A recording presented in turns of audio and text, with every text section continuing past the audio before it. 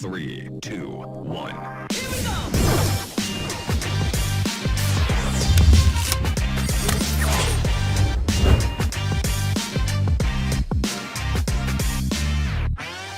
Hey everybody, welcome back for another week of Let's Dig In Podcast. I'm your host, Chef Rich Rosendale, and I'm joined with our co-hosts, Christopher Rieloff and Rachel Barnett. And this week we had a discussion about building your dream job. And I'm telling you, I think now more than ever, employers have to ask themselves a question. And that is, why would someone want to work for me? Or why would they want to work for our organization? And it's a lot now more than just about compensation. There's a lot of things that you're going to have to bring to the table that are going to make it attractive for you to bring in the best of the best in talent, because it's a very competitive marketplace out there right now. And there's lots of jobs, and people have had time to really reflect about what they were doing pre-pandemic. And I think they're going to be more careful about where they commit for their next series of jobs. And you're going to have to be competitive. You're going to have to think about what can you do to attract people. And it goes beyond compensation. It has to do with the culture and the environment, and of course, benefits and anything else that you can do that can say, hey, look, this is the best place for you to invest your future in. So come and work with us. You got to think outside of the box. So let's go ahead and have this conversation. And without further ado, let's dig in.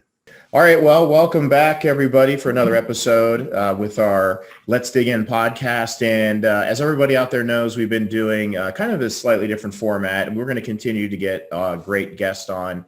But we've decided for this particular next couple of episodes, we've been kind of picking a topic, things that we think are kind of relevant that are out there in the industry and across the country. And from week to week, you never know what the narrative is going to be. There's so much. I mean, right when everybody thought that last year was like, you know, the most craziest year, it seemed like this year has been filled with all kinds of crazy stuff as well.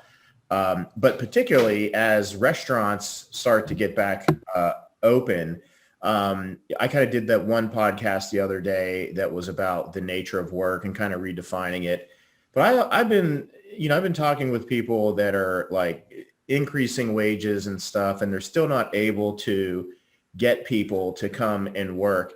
And it made me kind of start thinking about like, we have to really think differently in the future about attracting people and getting people to come and work for you. But it kind of makes you ponder the question, like, why should anyone come and work for you?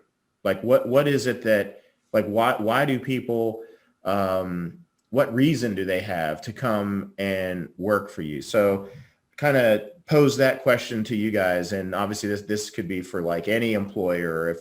If you're a caterer and you're trying to get your thing going, or your food truck, and like, what's going to be the differentiator? Like, how are you going to get people to come and work for you? Like, what do you guys think that people today are reluctant to enter back into the workforce? Like, what are the things that they're looking for? I think right now it's hard to get people back into the workforce because I'm not sure on this actually, but is unemployment still going on? Like, are people still receiving that? Yes, that is definitely, I would say that is a factor for sure. Just the Yes. cash. I think that this month they're removing it. They're removing like, let's say 80% or something like that, but they're removing like a big portion of it this month. Oh, okay. So I think that is going to play a huge factor in people going back to work. Obviously, I mean, if I'm getting free money from the government, I don't want to go back to work. But I think something that always draws me into working with other chefs or working with people is how they treat their staff and how they treat their people. That speaks volumes to me. So that's always something that I'm looking for. I like to talk to the other employees and see, you know, what you like about working for this company or this owner, what you don't like about working for these people, you know, just really getting the feel of what it's like before you get in there. You know, like how do they treat their people? Do you both think that maybe the pandemic, everybody being kind of on this big pause, that maybe it's given people time to really think about that, to kind of reflect on what they've been doing up to this point and if it's fulfilling to them? Oh yeah. I think in my opinion, I think that what Rachel just mentioned, I think is something super important. Two things that she mentioned actually. The first one was about getting help from the government. If I get money for free, why would I would like to go back to work? And that's something that is really important because most of the people, they realized throughout the pandemic that what they were doing, it wasn't what they really are passionate about it. And that's why probably they feel better getting money from the government for free instead of like going out and working what they really like. That's one of the biggest points. And the second one, I mean, this is, I don't want to get out of topic, but in my opinion, it's like, is it really like the government's fault or is it the industries, like the labor, the employees' fault? When you talk about the government is helping people, people don't want to go back to work, but not because of the money that the government is giving them. It's because the rate that most of the people, most of the employees are paying. So they're kind of like, they are forcing the employees to pay a little bit higher. So that's one thing. But I think that when you talk about why would I would like to work here or there, most of the people, of course, everyone has to pay bills in that sense. So everyone is looking for money, but at the same time, everyone is looking to get inspired, to be happy at their work. If you have benefit or not, if you have vacation or not, if they're paid vacation or they're not. And I think that all of those little factors, they're really important when you work for any kind of company, because at the end of the day, let's say, for example, I don't have kids, but you have kids. So if you go and work for a country club or you work for a hotel, of course, you're going to be looking for whatever is better for your family. And for most of the people out there, I would say, I don't know, probably 80% of the people, they have kids. And I don't know how is that, but I know it's not cheap. So most of the people are. No, it's not cheap. It is not. It is anything but cheap.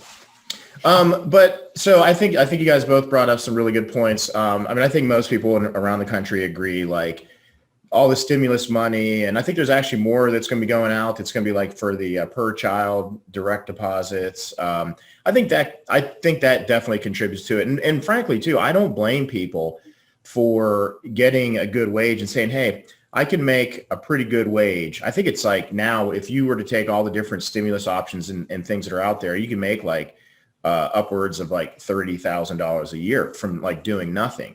So that's a factor. I think that is a factor. But one of the things I think that restaurants, not even just restaurants, even if you're a great big hotel, you've got your own challenges, or if you're a big insurance company, everybody's dealing with extra expenses. But aside from the money, compensation, there's also benefits. And I took my kids the other day on like our day off and went into a McDonald's. That's where they wanted to go for lunch. Yes, I'm a master chef. I take my kids into McDonald's. But anyway, we went in there and I'm like, first of all, there was a line. Actually, we went to one McDonald's and I'm kind of like a little bit impatient and I was going to go through the drive-through. I'm like, oh my God, it's like the drive-through is like 20 cars. So I went across town on the way to the battlefield that we were going to, and I stopped at another one. And sure enough, line like wrapped around the restaurant. I'm like, you know what? I'm just going to go in. So we parked, we get out of the car, we go in. And as we're standing there, I look over at this sign and I was like, damn. I mean, it was basically an advertisement for employees to come and work there. And it was a great package. I mean, it was talking about competitive compensation, money toward tuition, free meals, it was just like this litany of things that were just benefits. And but everywhere I go, I try to learn something from everybody, everywhere. I don't say like, because it's a fast food place or it's this or that I don't, turn my nose up to it. But I said to myself, I was like, I got to do that. Like that should be over at Roots, and we should talk about all the things that we're going to do. So what I think we're pointing out things that are issues, but how does a restaurant or what are the things, like Rachel, if you just had your food truck, like what could be some things that you launch this food truck and you're trying to get like one person or two people to come and help you work?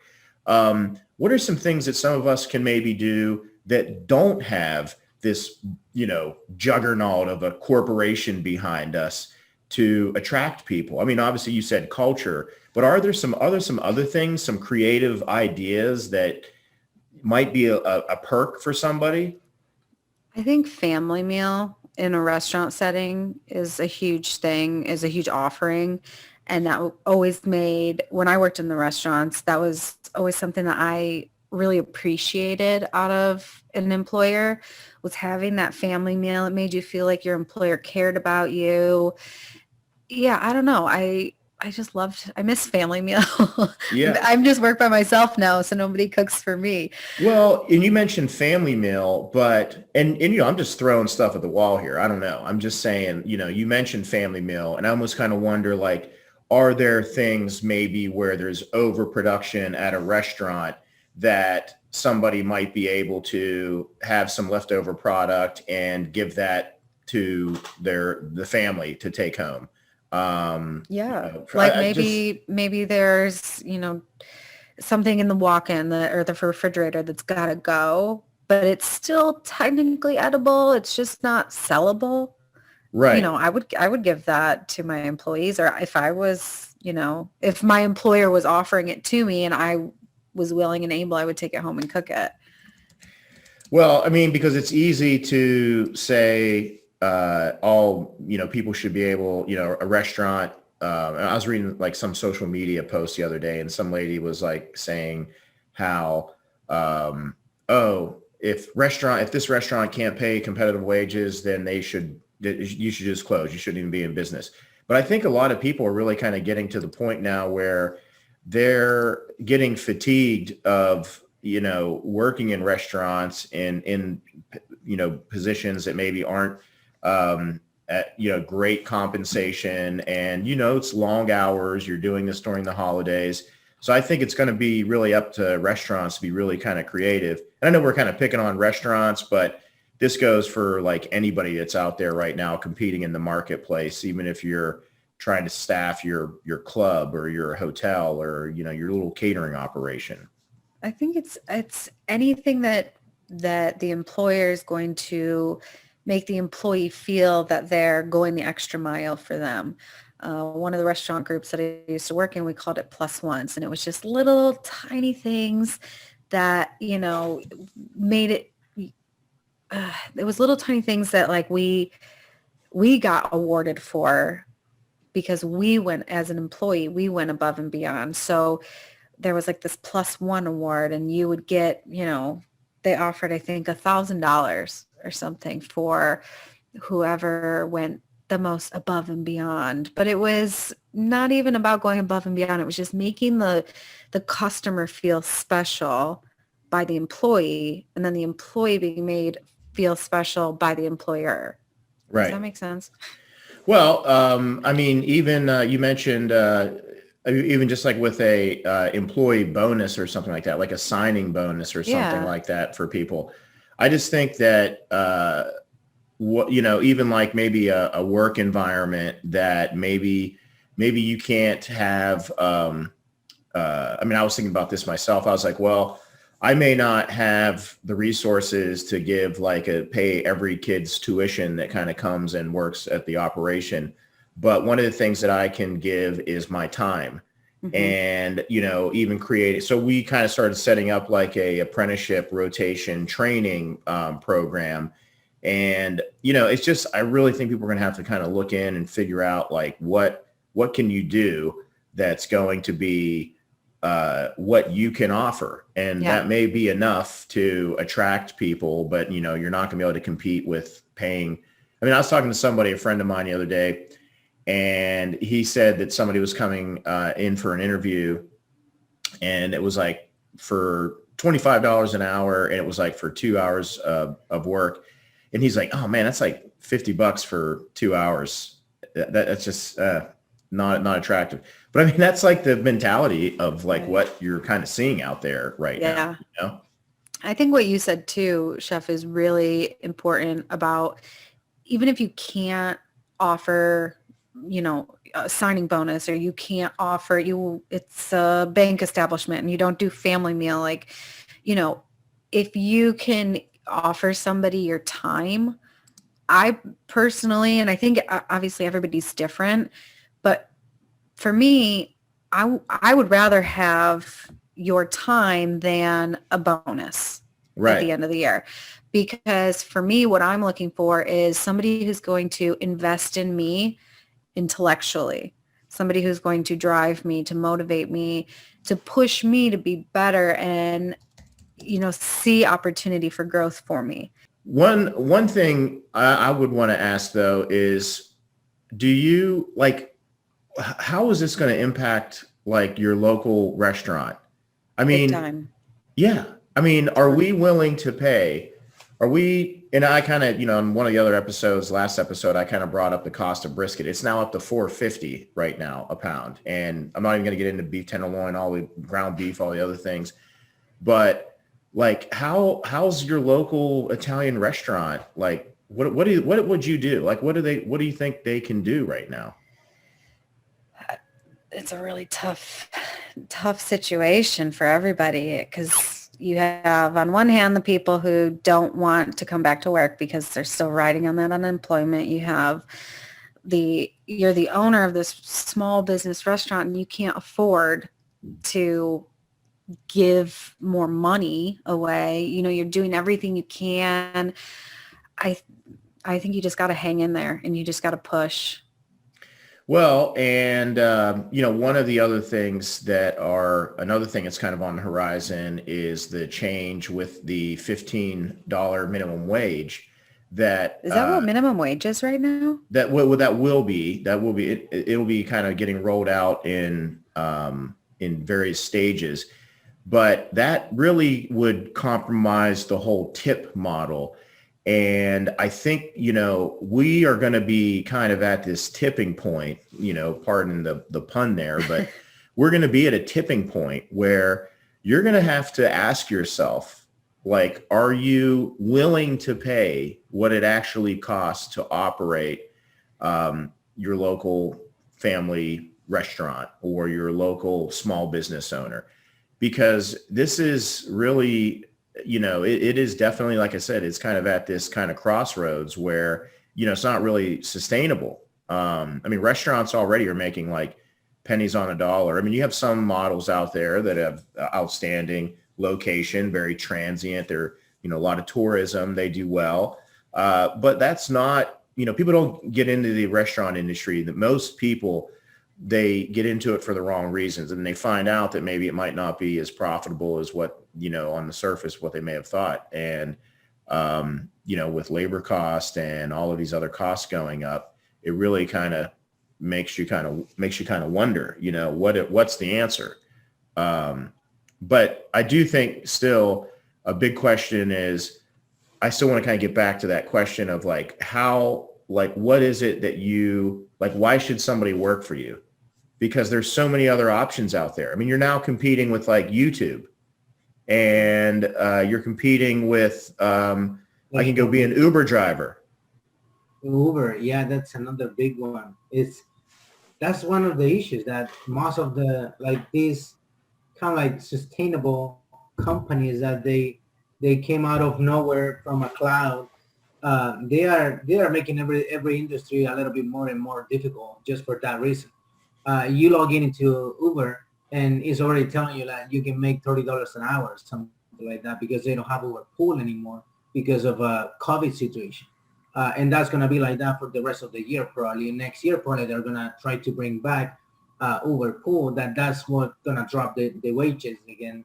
But I think it's super difficult, and I think it's going to be a combination of different either benefit and good salary. I think that most of the companies they're gonna try to clean up their payroll and say, I prefer to pay a little bit more to these guys that they really work, they really like what they're doing, and they're worth it.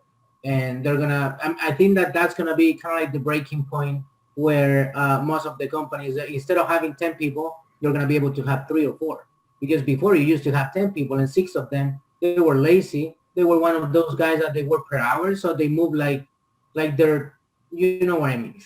Well, it's interesting because the reality is, if you really step back and you look at like what COVID has shown us, is that if you have a restaurant that has 25 employees, just say it's, small restaurant, medium-sized restaurant, 25 employees, and if you find that the dining room has closed, that is actually a lot of people found that was actually a more efficient model, that you can now operate with maybe 8 people and you can pay them larger compensation because you have higher margin of profit, because the reality is the models themselves are very labor intensive.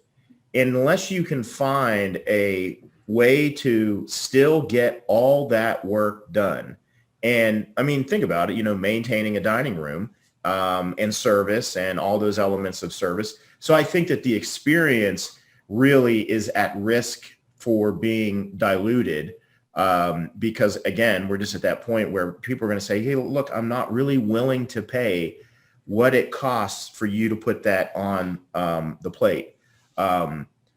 One other thing I wanted to bring up to you both, there's been a lot of talk right now about inflation. I'm sure, have you guys all, do you feel like you've seen aspects of that just day to day, like with prices kind of going up with things, or is it just kind of more isolated?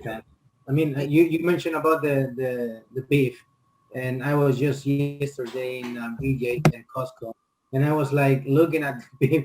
I was like, thanks God I have a couple of pieces frozen. I mean, I try not to eat too much beef now, but it's like the prices are just insane. It's like it's becoming a luxury to eat some pieces of some cuts of meat, no matter what it is. I mean, even the chicken is more expensive than usual. Rachel, have you also seen some prices with different things going up? Oh yeah, especially proteins.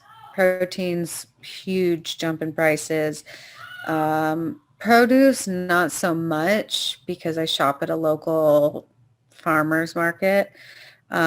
So not so much there, but definitely the proteins have jumped for sure. But, the reality is, even for, you talk about like going to a farmer's market. And one of the ways that prices also go up is you may say, well, hey, I've figured out how to accommodate this model and still be able to keep my business open. But let's just say that some of your vendors, your partners, the people that you work with aren't able to figure that out. And what they have to do is they have to raise the prices for you. So maybe that milk that you were buying before, you say, hey, what the hell? This has gone up by like 50%. And they may say, hey, Rich, look, we don't have drivers, or we're having to charge this for that. And, the supply chain, I think, is like definitely more delicate than what everybody thinks. But the reason I got into inflation is I want to pose a concept that might be kind of like counterintuitive to what people think is going to happen. I think that we're at a point in like history where we right now are dealing with inflation going up, but there's also the concept of deflation, where you actually have where you have a power that is actually working against the inflation, where it's actually hard to keep the prices up. And I want to give an example of that. Let's just say that you used to charge people to clean somebody's like businesses like car dealerships and warehouses, and used to send a team in there to sweep and mop. Well, is that, and here's what it costs. I pay all my staff, and everybody comes in, and we get a team of 4. They come in there, they clean the gym, the dental office, all these things. Well, introduce a robot into the conversation, and somebody comes in and says, hey, Mike, you get a beautiful car dealership here, and I know, prices, everything's getting so expensive. What if we were to offer to you to be able to clean your car dealership, and we can do that, more frequently, and we get all I need. I send my robot in there and they clean it up. And then what happens is you end up finding out that you're struggling to compete to keep the prices up because the services, I mean, another example is there's a lot of places out there. I think Domino's, I don't know if you guys have seen the commercial with Domino's that is talking about having driverless delivery. Well, they can change the fee for what it costs to drop a pizza off now. So I think we're at a time right now where it's really hard to predict like what's around the corner, because you can make the argument for both scenarios. And the worst thing I think any operator out there right now could be doing is just standing still and not really thinking about what their options are, and kind of having a playbook. I mean, I can tell you during COVID, I sat down and got in front of a PowerPoint and I wrote these scenarios of what the action plan would be if this happens, or if this happens, or if this happens. And it's almost like having a little deviation strategy. But what do you guys think about like with robots, which we actually even had a guest before on the show that they had the first fully automated robotic kitchen, that was a great episode with Spice. I think we're going to see a lot of advancements in kitchens in technology. I think cleaning is going to be a huge one. Like you said, you brought up Spice and Danny Sterling's, his refrigerators. Yeah. There's just so much advancement I see coming down the line for restaurants. And as much as it breaks my heart to say, I think that a lot of smaller restaurants are going to go away. I don't think that people are wanting to go out as much because it's convenient to just get something delivered at home, or it's convenient to just go pick something up from a vending machine or prepackage something. So I do think that with the price changing and the minimum wage changing and just everything that's going on, I think that like you said, the model is going to have to shift, and people are going to really have to look at their model and how they're operating and how they can pivot. And I think that technology is going to play a huge role in all this. Chris, would you eat a hamburger from a robot? Oh, from a robot? Yeah, probably. I mean, I mean, most of the people that know me, they know that I love technology. I wouldn't mind to try 1 or 2 or 3 different things. What I wouldn't do is order a burger with delivery because I know how it's gonna come. The bread is gonna come all soggy and everything. There's a couple of things that I wouldn't. But I think that at the same time, it's really important what you just said, that everything is shifting. I think that the pandemic, out of like, despite all the death and everything that has suffered out of the pandemic because of the people, it was just something that, talking about the entire world, is something that it should have happened before. Just for the fact that what you said, it accelerated everything. Mm-hmm. So everything that we're seeing today, it was just coming slowly, and it just in 1 year it just came out of like nowhere, but everything super fast. It was something that was going to happen anyways, but it probably wasn't going to happen today. It was going to happen in 10 more years. So yeah. I think that for example, I don't know, becoming a trend for healthy and for all of those different, what you said about Danny, his fridges and everything that he's doing, Spice probably is crashing it. We know a couple of companies that we work with, they have been crashing it because of the pandemic. Because people right now, they're paying for time.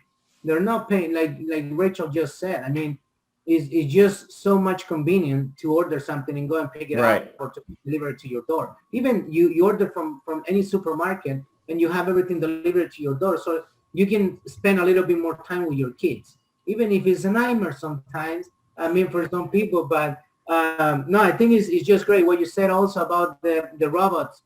It's not just that. I mean, if you take I'm a big fan of Tesla. Everyone knows that by now. So if you take a look at Tesla, I think that they already accomplished the numbers of sales for the second quarter of the year. And it was just because everything that the prices going up, it triggered everyone. I mean, there was so much people buying cars from Tesla. The prices increased about like 3,000 to 5,000 for the cheapest model, but it's for a reason. It's not just because it was going to happen. I mean, there's so much about the robots and about like being more efficient and becoming eco-friendly for so many companies. And what you just said about the robots is about that. It's about being more efficient. It's about being more productive and having and being able to manage a better company at the end of the day. Okay, but this poses a question.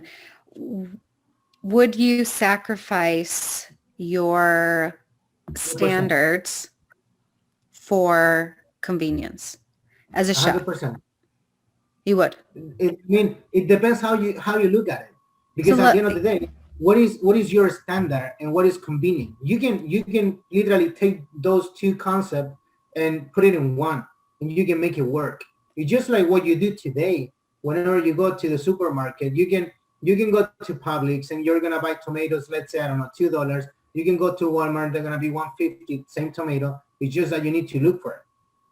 Mm-hmm. Well, what I was asking, I guess, is more on the lines of, so you work in somebody's home and you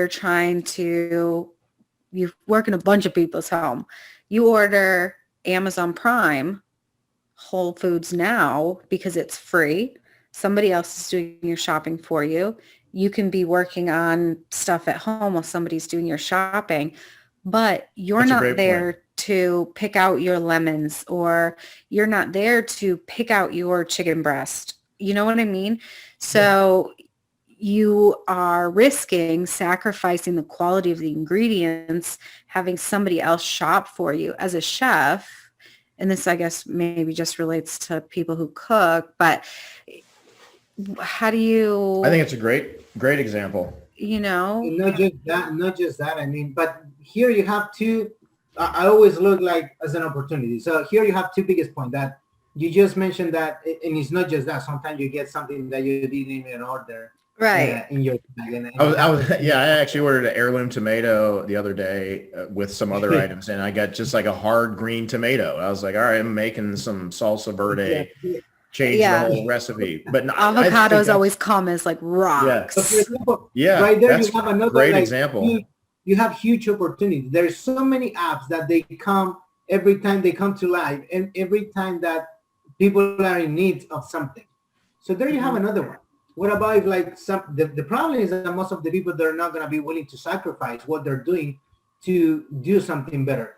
Because what about if you create an app and it's about that? It's about, I don't know, gourmet shopping or something like that, where you're going to have people that they're going to be able to go, that you're going to have to train, but it's a whole new process. So that's how Uber came up, because taxi drivers, they were not offering good services. And that's how Uber came up. And well, I think to talk to what Rachel was saying, I also think, I think we've been exposed in the whole circle of the more traditional chefs. Some of us, like myself, more than even both of you, just with working with a lot of the classically trained chefs. And you're familiar as well with that kind of romantic picture of going out to the small farms every morning, or going to the town square and picking out, the rutabagas and parsley and all the vegetables, hand picking that. And without question, there's an element of that gets lost in the new technology with all this stuff. I order, if I don't have an Amazon package or Instacart on my porch right now, then something, I'm not here. It's like every day. I'm ordering stuff all the time, but it's the convenience. And I think that a lot of people, customers today, it's like it has to be good enough. And I think it's got to, but a lot of us, we kind of grew up with these like really exceptionally high standards of cuisine, and but it's hard to tell the customer what to eat. It's easier to cook what the customer wants. And you can tell people all day long that this new crudo dish that has this incredible tuna and this really expensive olive oil and all these great ingredients. But at the end of the day, if they're not willing to pay the price of what it is and you're not profitable, then you're upside down and you're not going to be in business very long. So it's almost like you got to figure out a way you got to find value in addition to a craveable product to bring to the customer, because you're competing against a lot of other dynamic factors. And some of it's, technology and convenience, and, people are okay with that now. It's like, hey, you know what? It's good enough. Yeah. Yeah, it's fascinating. I think good enough is probably the most heartbreaking thing that I've seen in the private chef world for me. People, everything is just, it's good enough. It's fine.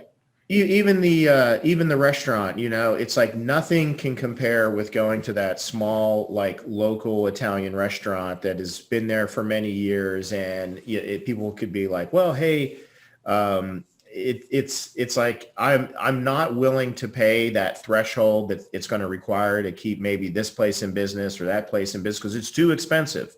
So you either got to figure out how to pay better compensation, or I'm probably going to go here. It's not as good as your meatballs and your tomato sauce, but this is good enough. And it's almost, and that's what I'm saying, you're competing against that convenience and all these other factors today. I think too, the convenience aspect of it, like just circling back to Whole Foods delivery or any grocery store delivery, it also touches on what we talked about last week in sustainability, because they are wrapping the green peppers in one plastic bag, the red peppers in one plastic bag, the yellow peppers in another plastic bag, all inside a big plastic bag. Everything is adding, and that's crushing our environment. Right. Convenience is also, Well, it's actually, it's kind of good timing, because I was actually going to mention, even from our last episode we did about sustainability, for one of the things that I kind of think of is like another way to attract people to kind of come and want to work for you is the why. It's not just, hey, how much you make, hey, here's some benefits, but also the why behind why I'm coming to work with you, that there's a bigger, maybe it is a noble cause, maybe it is a inspiring reason, maybe it is a innovative component, maybe there is a prestige attached with working with a big brand like Google or what have you. But for whatever those reasons may be, I always think about, especially in the last couple of months, I've really been thinking about like, what are the things that we are doing that can be something that can be on that poster that can maybe capture the eye of like a young aspiring cook that may say, hey, you know what? I like McDonald's, and boy, it'd be great for somebody to pay for my tuition and all these things, but I really like what's on this poster over here better. And I think everybody, whatever you do, you got to figure out like, what are the things in your company, and maybe you are your company. Maybe you're just one person. You got a little cupcake concept, but whatever it is, you got to think about what is the why. Like, why would somebody want to come and work for you? Like, what is it that's going to be compelling enough? Because we're not all going to be able to offer, $25, $30 an hour, whatever. It's just going to be out of reach for a lot of people because of their model. So I think there's got to be something that you got to kind of look for. We're doing the water bottles because, and I also been talking about bags. I mean, you mentioned those when you went shopping, Rachel, about these bags, and I went and I looked them up online, and I'm like, hey, this could be a cool thing that we can have on our store that we can be selling. I want to get water bottles to be able to give to all of our instructors. And these are like little things that somebody says, hey, why do you have these items? It's like, no, it's not like to sell them. It's to actually use them. We brisket soap right now, our all natural beef tallow soap that We are working on the final details of the packaging with that. We've taken all this beef fat that we've been throwing away, and we're now turning it into an all-natural beef tallow soap. I mean, so I think the why is an important part, and sustainability, which is one of the episodes that we've done, is another one. Yeah, really, really huge. I mean, for me, it's a big factor into whether I want to work for somebody or not. I mean, I think that the idea you were talking about, water bottles or grocery bags. I know a friend who's she's a chef, and she goes up to Nantucket in the summer, and she's got a little team, up in Nantucket, and we made hand tie-dyed grocery bags for her team. So it was something that, and then at the end of the summer, they get to keep them, so they get their own grocery bags. So it just says like, hey, as your employer, like, I give a shit about the environment. Right. I give a shit about the future of you and your family, or the future of the world. And I just thought that was really cool. That would be something that, would get my attention. Well, your actions and what you do really defines who you are more than what you say. And I think that to actually do that is more powerful. And somebody that actually is working at a place that, that they embrace those principles, I think is really important. I know we're getting kind of close to the end. I don't know, did you guys have any more ideas to add to this? I just wanted to mention what you were just saying about like having a why in the companies. It's so important, because it's kind of like is what you believe, and if people like really, I mean, I'm a big fan of Simon Sinek, and everyone knows that too. It's like there's very few organizations out there that they know what they do and why they do it, and I think that that's one of the most important people, how to inspire people. And if we're talking about like how to build your dream job and stuff like that, I think that the why, how, and what, those are the most important things, as people before used to call them mission, vision, and objective goals. But why is a purpose? And most of the people, when they're looking for something, the first question that they come in an interview is like, how much money I'm going to make? I mean, money is a result. Money is going to come with time. And it's something that most of the people and the young people that they're looking for job, they should be looking for what they believe. And if they can match it with a company, that's going to be much better, because that's the kind of like the very reason that why the organization exists, why the company exists. And I think that those are really important points for people that they're looking for jobs, and they don't know. I mean, I know so many pastry chefs that they are kind of like, I don't even know if I want to do pastry anymore. And that's one of the biggest reasons, because probably the why of the company that you're working for is not the same as you have. And you need to look for something that is matching your belief. And if if you have people that you have leaders instead of boss, they're going to be looking out for you. If the company is going down, they're going to stay with you until everyone goes down. They're not going to leave you alone. And those are, I think that is how people should be looking for jobs, and not just thinking about the money. Money is going to come. Money is a result. But the why is one of the most important things when you look for a job. Yeah. And I think that's why people get burned out sometimes, is if they don't have, if you're just doing something just because of, the money only, I don't think it's sustainable. All right. Well, I just wanted to kind of close with, to let everybody out there know that if anybody has any ideas of topics you want us to talk about, or if there are guests on the show, experts that we can bring on the show with particular subject matter, we are all over social media. Always feel free to contribute. One of the things, as we were kind of talking about this, made me think about maybe a potential future episode is maybe like the future of the resume, and your what does it look like in the future of a job search? Not what it did 10 years ago, but what can you do to differentiate yourself and separate yourself and really stand out and really kind of build a path for checking all the boxes in your career that are important to you. So maybe that might be a fun future episode, is to talk about the future of the resume in the job hunt ahead. Also, real quick, want to say thank you to our sponsors this year. We have Dry Ager. They've been really terrific. Just amazing, incredibly well-crafted dry aging cabinets from Germany. And one of the other future topics we want to talk about is there are some people out there that are actually dry aging fish, and dry agers are great for doing that. I know we have some charcuterie in there right now. We've got like Brashola and Berkshire hams and all kinds of fun stuff. And of course, lots of wonderful steaks, which we will have available for Father's Day. So we're excited about that. So thanks to Dry Ager, incredible supporters. Also, Verlasso Salmon, they've been really terrific. We've talked about them on the sustainability podcast as well.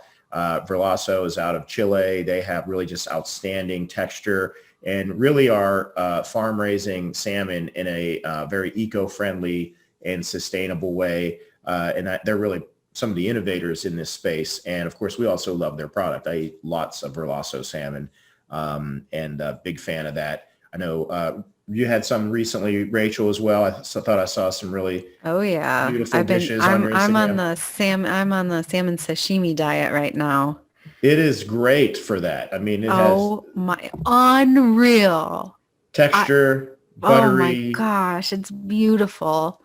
And the color too, I thought really it pops, and especially whenever you do a little like kind of crudo cure style of it. So check that out if you guys haven't seen Verlasso. And then also Art Flame. Art Flame grills, we've been working with them for several years. Just probably, I'd say, like one of the coolest ways to cook outside. Beautiful griddle with a ring in the center that you ignite and build your fire, so you kind of get the benefit of the smokiness along with this hot ultra sear on the outside. I know recently they just did this great campaign with Sterling Caviar, and everybody from Team Art Flame, who I'm part of as well. We're putting up really cool ideas using Sterling Caviar, who's another brand that we love and we work with. And Chris, anybody that I've forgotten, overlooked? Not really. Not yet. I mean, there's going to be a couple more coming up soon. But yes. Verlasso, Dry Ager, just we're coming for you, Germany, pretty soon. Yes, everybody stay tuned. Yeah, it's gonna be really nice for the second half of this year. And also too, this is a good opportunity for us to be able to give a send off to Rachel. She's getting ready to head over to Italy. And maybe before, Rachel, why don't you tell us about that? If you, I know I put you on the spot, but where are you going over there? Any chance I get to talk about it, I will, of course. So for our listeners who follow the podcast, I go over to the Italian Culinary Institute every year, and it is located in southern Italy in Calabria, which is about an hour from Sicily. The most beautiful place on earth I've ever seen. Maybe I'm biased because I was a student there and spent some time there, but now I go back once a year as a guest. And one of our guests that we had on the podcast, Dr. Bill Schindler, will be over there. This is a 25th year anniversary reunion for alumni, instructors, anybody who's been a part of the Italian Culinary Institute ever has been invited over to celebrate their successes. And I head off on June 8th. I don't know when this episode is going to drop, but I'm so excited. This is my first time that I'm crossing the borders again since the pandemic. We'll take lots of pictures. You have to give us a full report when you get back. And plus, you are actually the first of us that will be traveling outside the borders in a kind of post-COVID era. So really kind of it's curious. So weird. It is a little bit weird. I'm sure you're going to have to, take extra precautions and all that crazy stuff traveling internationally. And tell Dr. Bill and everyone over there that we said hello. Absolutely. And they can follow you also on your Instagram account. I'm sure you'd be posting some pictures on there as well. Yeah, at Rachel_Barnett. You can follow me, follow my pictures. Sounds good. Looking forward to it. All right. Well, thanks everybody. And we will see you again on the next episode.